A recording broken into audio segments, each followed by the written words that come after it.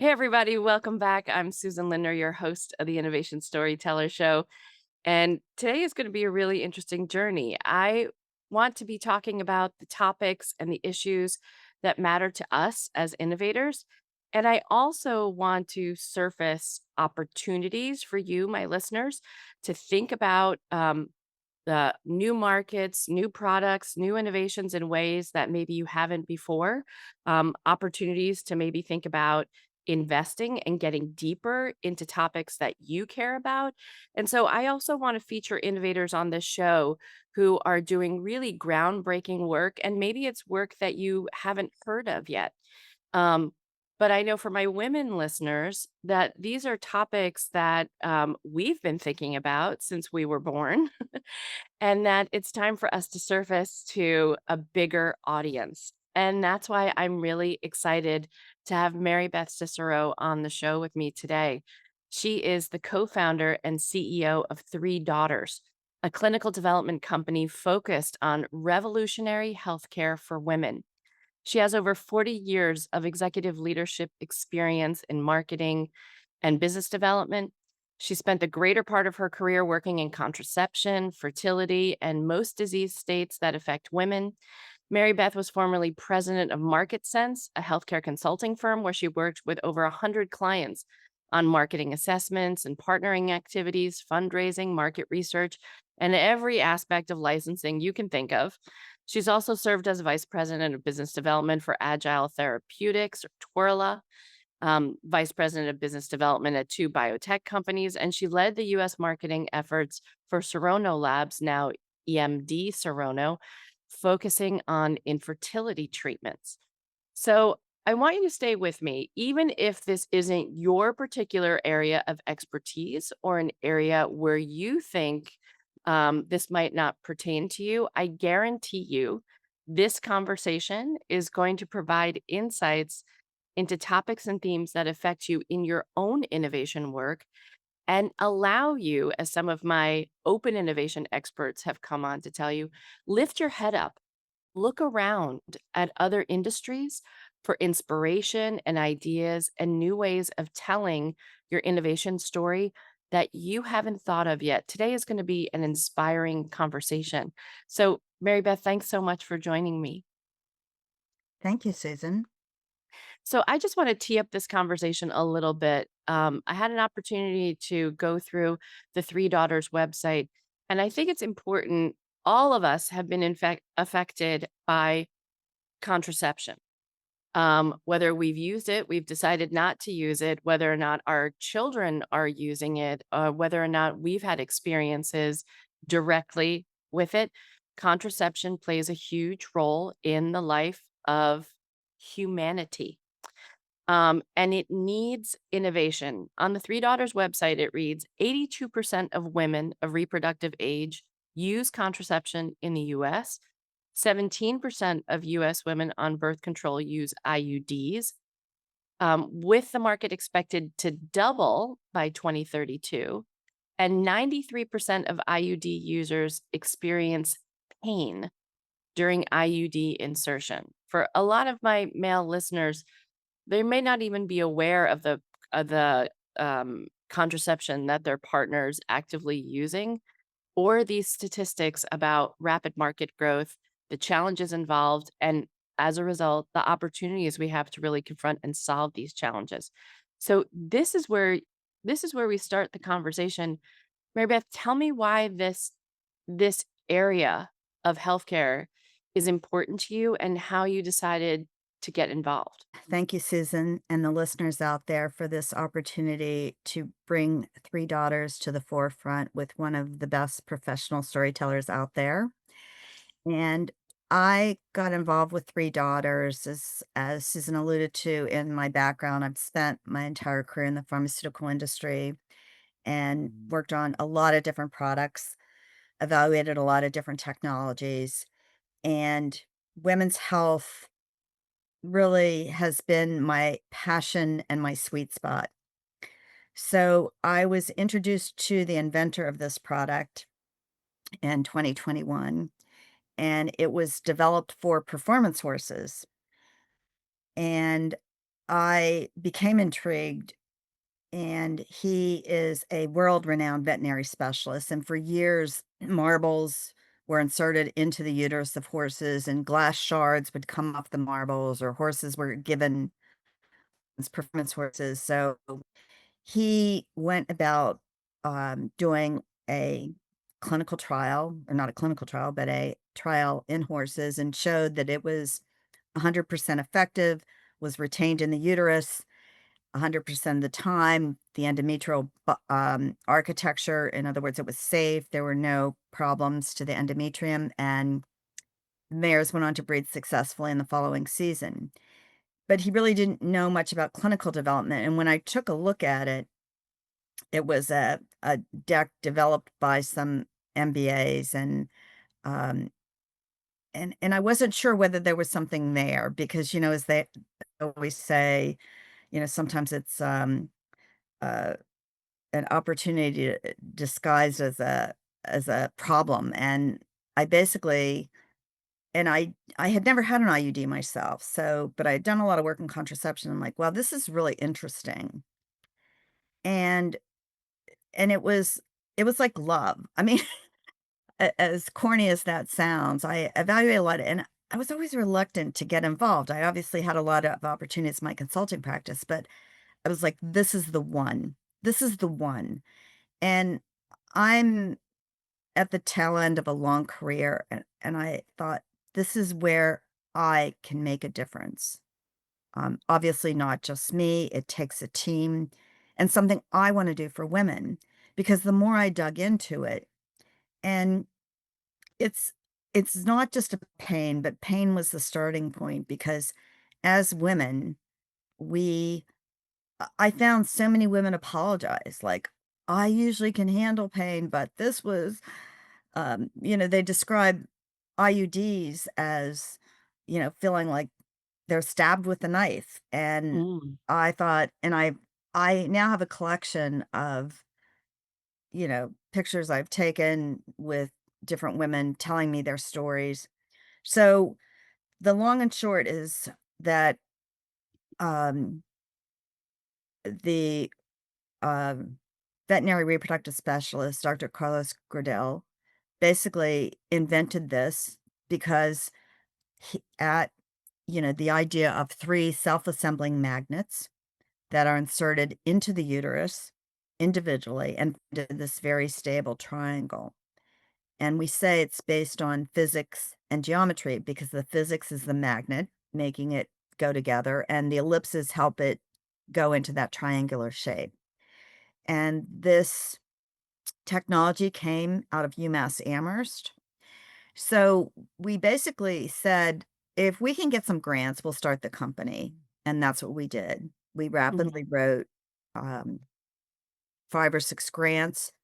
And I mean, I had never written grants before, but I knew about development. And with that grant money, and it's funny, I'm sure every innovator out there can recognize this, but you go into things, and I felt that I was a little naive because the product was designed for horses, but I didn't realize it hadn't been scaled down for humans. And, I was like, "Ooh, okay, well, we need product design." So, with that grant money, we were able to get prototypes made, and that's when we looked beyond the IUD and looked at how we were delivering the IUD. It's not just so, as probably most people know, IUDs are a plastic T-shaped frame, and that comes with a lot of problems. They have arms and dangling strings.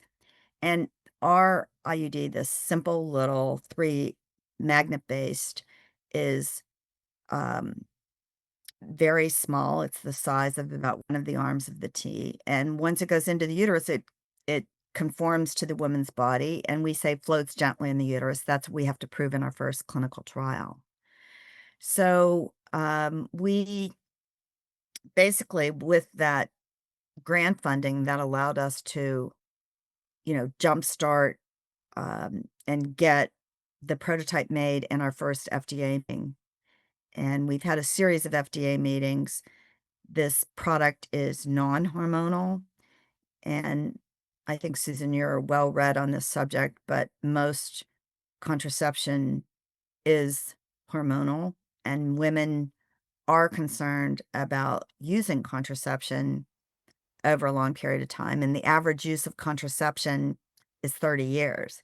So they don't want long-term exposure to hormones, and there's only one and now a second non-hormonal IUD available in the US. Yeah. So if we back up a little bit, right, for those of us who aren't familiar with IUDs, this is a T-shaped, tiny little, I would say it's maybe 2 inches long, max, would you say? Maybe less. It's less than 2 inches. Yeah. And it's this little T-shaped implement. Uh I almost think about it as the size of, like, something you might use to kind of floss your teeth with. It's about that kind of size of shape, and it has 2 little arms on either side, and it gets inserted to a woman's uterus, right? And that is the block, if you will, for women who are, sexually active, but are delaying, pregnancy or averting pregnancy, and that is their form of contraception. It is an alternative to pills and can be used in conjunction with with condoms to fight STDs, but it is a device used to prevent pregnancy. And it's been with us for about 50 years. Mary Beth, tell me what makes this IUD so revolutionary in the world of women's health. Well, first, because the IUD itself is designed to conform to a woman's body.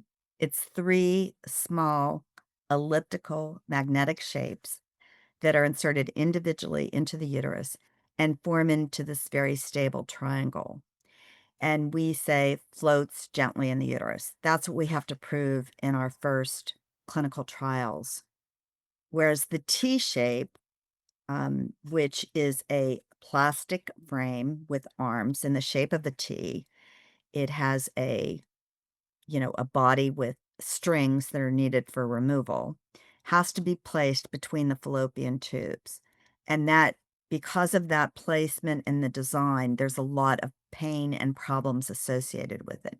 Mm, So ours, we not only have a new frameless non-hormonal IUD and want non-hormonal, we also looked at every inserter because IUDs are inserted in a physician's office. They all have basically hard plastic catheters that they're inserted with. mm, And these catheters are of differing widths, kind of up to 4.5 millimeters, and it's painful. So we said, what can we do to make this better? So we pulled apart every inserter out there. And then we found that with IVF, the embryo transfer catheters are very small. They're like 2 millimeters at the tip, and they're made of this very flexible plastic that's bendable, um, malleable, and so we had a reproductive endocrinologist actually lead our design efforts. So we modeled it after embryo transfer catheter. So mm. with that design of both the inserter and we removed the strings. The strings are just one, they're a nuisance factor for women and their partners. And two, um, they're described as fish line hanging from the cervix Mhm. and, not exactly pleasant. They have been associated with bacterial vaginosis in some cases. So we said we can remove that with our frameless because we have a simple magnetic retriever that is used to disassemble the triangle, get the ellipses in the catheter, and remove it from the uterus. So this is a revolutionary change, right? We're talking about 3 independent, for lack of a better term, magnets, right? These little magnet-shaped ellipses, and that is a game changer in its own right in design, in insertion, and, really in health education to women too. Why does this design work? How does it work? Well, it's interesting because I was really worried about the magnets, because as I tell my team, because obviously I'm very passionate about women, and our patients aren't patients. They're, for the most part, young, healthy women that are going to go on and have children.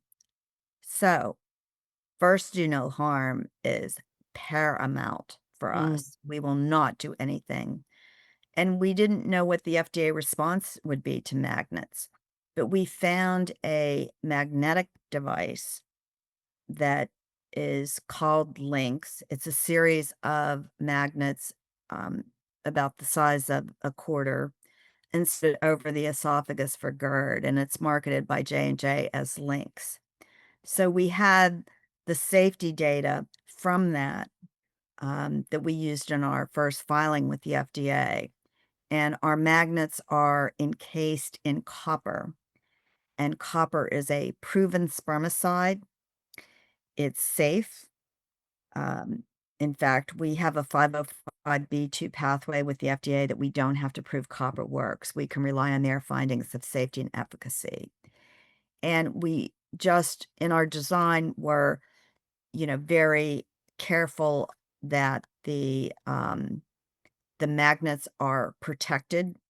They're in that copper shell, and we're completing all of our preclinical studies needed to file an investigational new drug application, IND, and be able to go into clinical trials. And the reason why it Okay. works is this combination of physics and geometry. The physics being the magnet that makes itself assemble, and the geometry is the ellipse, that it's this elliptical shape that forms this very stable triangle. We've had some incredible innovators and storytellers on the show.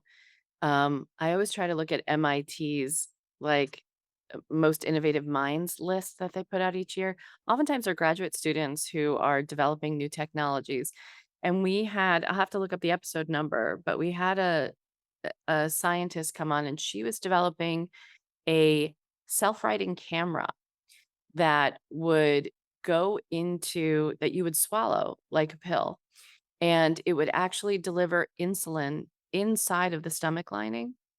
Um, and the model that they used, I'm thinking about your example with the horse. The model that it used was actually a specific breed of turtle found in South Africa that could right itself once tipped over. And so they designed it in this interesting, almost octagonal shape that you would swallow. It would have the tiniest of needles inside of it that would self-right, find the wall of your stomach lining, inject it into the wall of your stomach lining, retract, and then you could pass it like anything else in the body. And so it was just fascinating to think about, all these different ways that we're coming up with solving really hardware solutions. I mean, these are medical devices that we're thinking about with inspiration from the animal kingdom. Self-writing copper magnets as pregnancy prevention is really one of the most innovative things that I've heard probably this year. So kudos. Well, thank you. And I mean, it was born out of, um, again, Dr. Gradill, his just knowledge of horses. It was funny. I was at National Contraception Week, a meeting, it was probably a month ago in North Carolina, and they were talking about the horse as the new model for contraception. And I thought, wow, Carlos was way ahead of his time. But the other thing that makes our story sometimes difficult for investors is it's called a device. It looks like a device. It acts like a device, but it's actually regulated as a drug because of the copper. So it Mhm. requires a full NDA, new drug application. Uh-huh.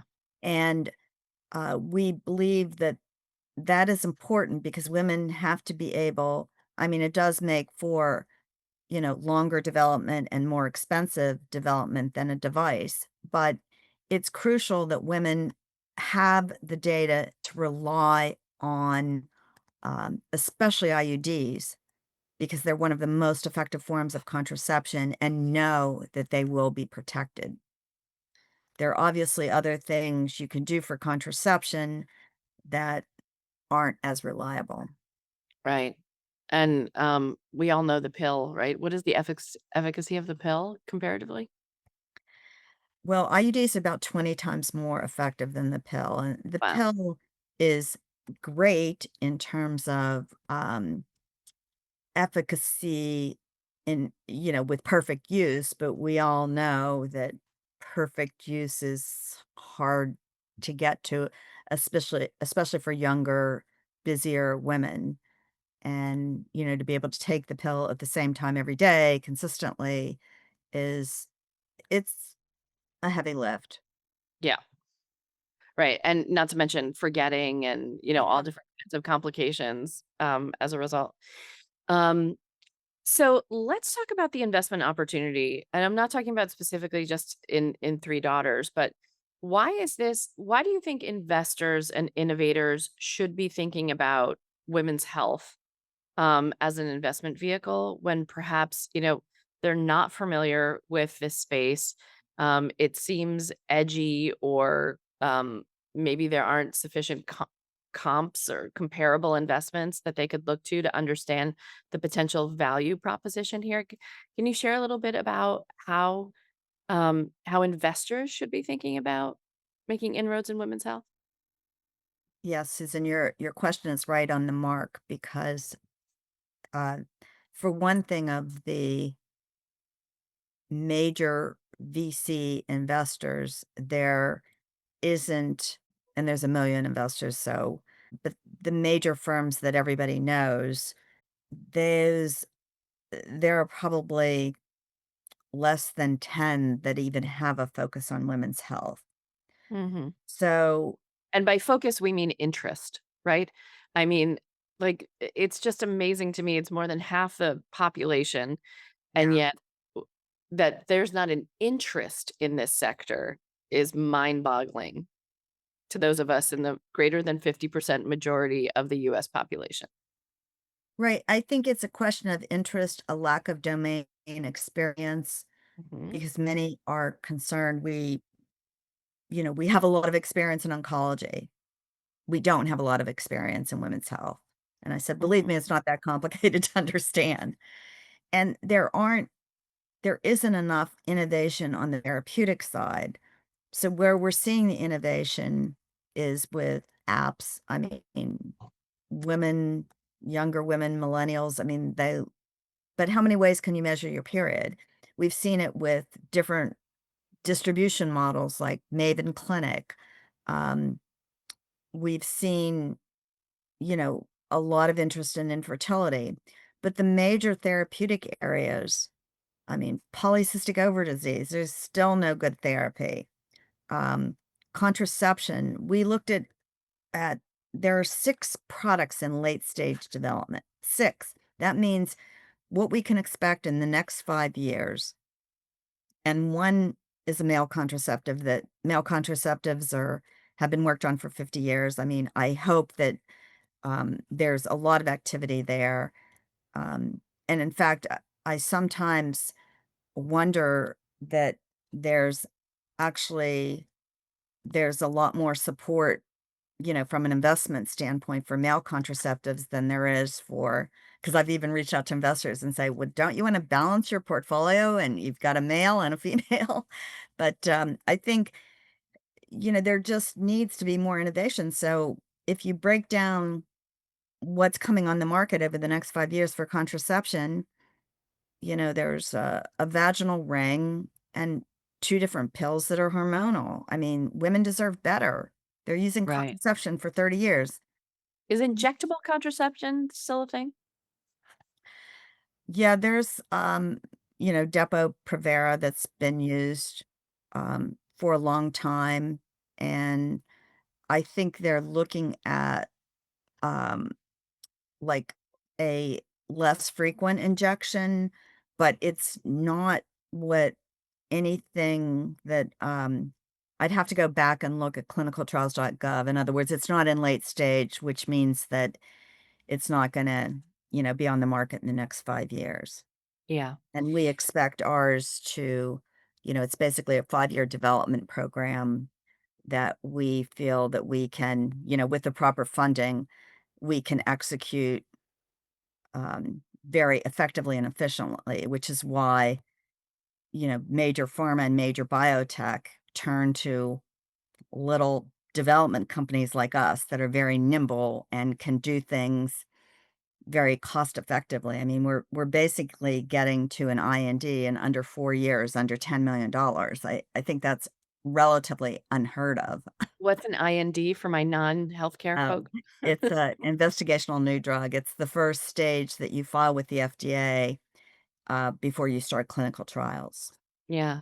And, I think the market is particularly, impressive at the moment as, um, women are experiencing greater need for contraception in light of, um, anti-abortion measures that are going on around the US government around the United States. They need to find ways of, protecting their fertility and understanding, um, exactly planning their pregnancies, um, effectively, for when they want to have children. It's important to know and to protect themselves, and to have options, right? That the one that we have Absolutely. isn't sufficient. Mhm. I mean, one size doesn't fit all. If you think of therapy used over 30 years of your life, I mean, we more than anything else, it's having more options and improved options. And as you probably know, IUDs used to be reserved for women after they had children, and it moved to the younger age groups. And with all the talk of abortion, I think the focus should be more on the unintended pregnancies because we have 4 million unintended pregnancies every year in the US. Mm. And that number hasn't changed much from 2015. So, and 34% of those end in abortion. So, what are we doing wrong? I mean, whether you talk to ACOG or the American Academy of Pediatrics, both recommend, that patients should be counseled because those unintended pregnancies happen in that 15 to 19 and 20 to 24 age group, as you might expect. And that's where IUD usage is the lowest. And that's where when they see an IUD a TikTok on of a woman screaming in pain during IUD insertion, they're going to and they hear their friends' horror stories. I mean, I the horror stories, they're even with the change of guidelines on pain management for cervical pain is very difficult. And we, more than anything else, I want the younger women to know that there's hope in the future, that they won't always be stuck with um, an outdated device that doesn't meet their needs. And we are intent on delivering the best IUD experience. And that's eliminating steps, eliminating pain, eliminating strings, but also education and letting them make informed choices and um, not having to have abortions as a That's means of contraception and even plan B. I mean, after plan B, you have to wait a period of time before you can use hormonal birth control. I mean, there's so much to be done in this area that could make it better for women and better for our society at large. amen. I So know. I'm, like, sounding like an evangelist, but, and it's rightly so, that's what entrepreneurs do. yeah. I one time heard that the title CEO means cockeyed optimist, and, that's the truth. Yeah. That's me. Yeah, I've heard some less than stellar representations of that CEO moniker, but that's a good I don't know one. whether you can say Cockeyed those online, but, you can tell me later. I'll take cockeyed optimist. It takes one to know one. Uh, so, you know, just one more. I'm curious to know, like, what is the pitch? Like, what is the story, Mary Beth, you use to get investors or other third parties? You were just at one of the biggest biotech events of the year in Boston just last week. I'm very curious. What's the story that you tell to wake people up and get people excited about really breakthroughs in women's health that they hadn't thought of? How does that story sound?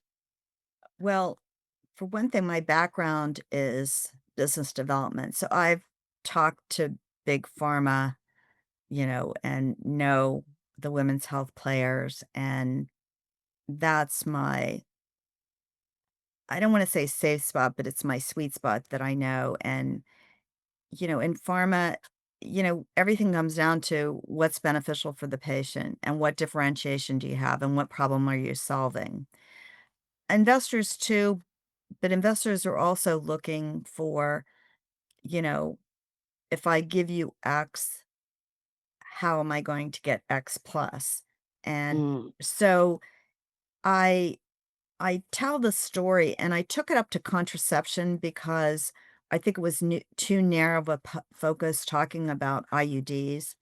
I always have the patient picture in my mind, and because that is ultimately who we serve. I mean, yes, the physicians have to be convinced because they're the ones that are going to make the decision with the patient. So are we making it better for the patient? So I took it up to one, the contraceptive market is large.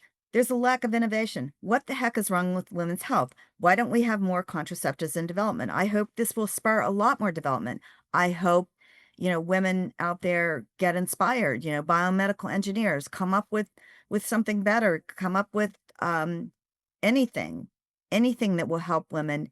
Give them more options because this market isn't gonna go away and the need isn't gonna go away. And then, um, I tell the story exactly as I said to you in this current climate of, you know, unintended pregnancies are a public health crisis, and that, is an important message, and that this market is large. I mean, with even modest penetration and at current pricing, this is $1 billion product. And when you see $1 billion product in women's health, that's when we know we're making headway.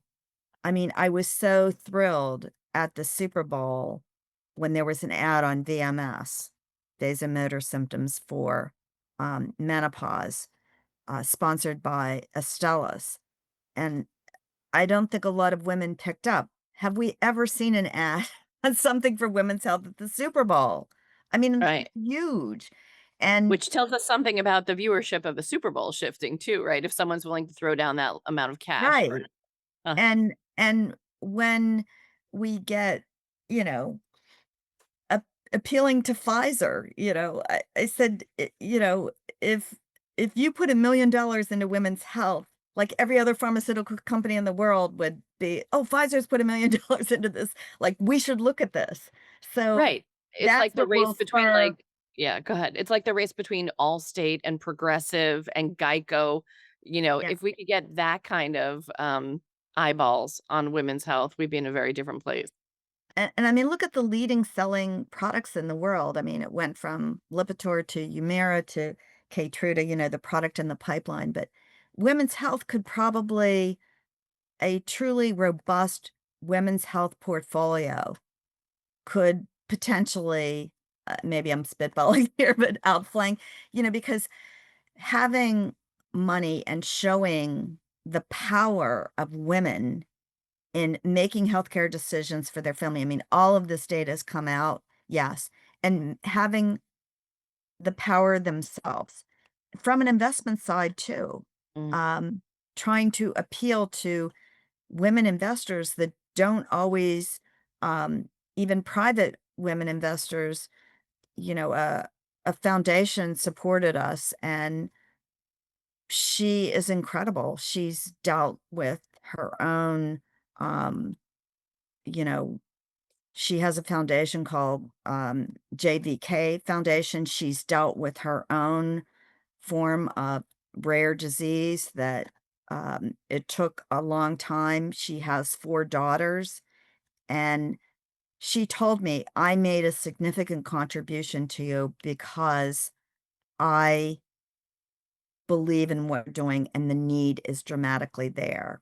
So, you see these little sparks of hope, and with money will come more investment, not that it's all about money, but when you're meeting a patient need and delivering on a product promise, the money will come because the need is there. Amen. Amen. And also we have to make sure that that need is recognized and amplified, and that the fear of investing in women's health in areas that they are that current investors might be unfamiliar with. Um, I encourage you, you're supposed to be the risk takers. And what I think investment in women entrepreneurs has shown, and women with um, more diverse boards, and even startups with more diverse boards, has shown that they are more profitable, they are more stable, they have massive opportunity than was previously thought. That we now have 20 years of investing in women. Um, that number isn't increasing at the rate that we need it to, even in the face of great success of female entrepreneurs. I hope companies like Canva serve as a wake-up call to investors who are gun shy about investing in women and about investing in women's health, because we need you.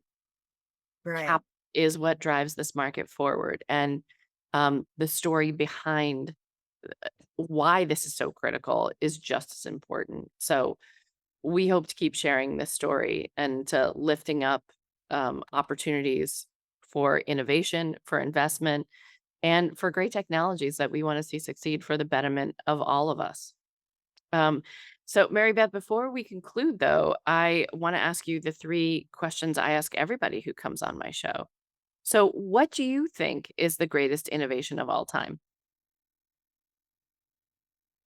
Well, when I saw the question, I read it as the greatest innovator.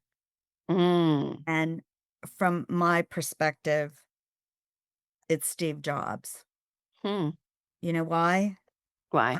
I read his book, and he built the one of the best companies in the world with the best product. He lost it and he came back. Hmm. That's my inspiration. He was conflicted. He was sometimes tough to work with. He paid attention to every single detail. I use it, I teach marketing on the side. I use it as an example in my marketing classes, and I use it an example to my, product project team that the boxes Apple products come in are the best boxes in the world. The wires are white, and years ago, a physician, on an advisory board said to me, "Mary Beth, you're different because you pay attention to the details." Mm. And he paid attention to every detail, and sometimes it's not the big things. It's, yes, the big things, but being able to pay attention to the details to deliver, and especially in these hard times, being able to face such challenges and adversity and pick yourself up every day. And I think about him and I say, look what that man did and the mark he left on the earth. Not that I would ever say, but wow,